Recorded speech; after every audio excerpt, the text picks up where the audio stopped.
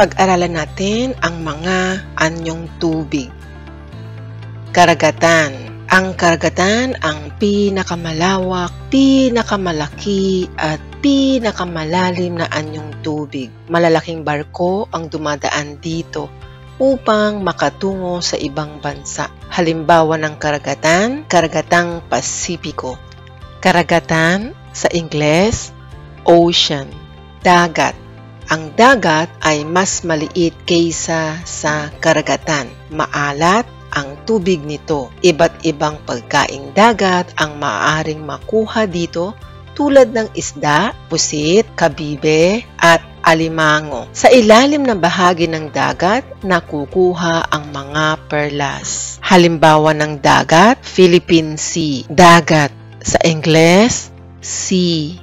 Talon. Ang talon ay nagmumula sa itaas ng bundok. Umaagos ito papuntang ilog. Halimbawa ng talon, talon ng pagsanhan. Talon, sa Ingles, falls or waterfalls. Bukal. Ang bukal ay anyong tubig na nanggagaling sa ilalim ng lupa at bato. Maaaring mainit o malamig ang tubig rito. Halimbawa ng bukal, bukal ng liliw. Bukal, sa Ingles, spring. Ilog. Ang tubig dito ay patungong dagat.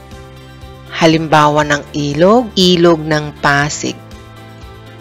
Ilog, sa Ingles, river.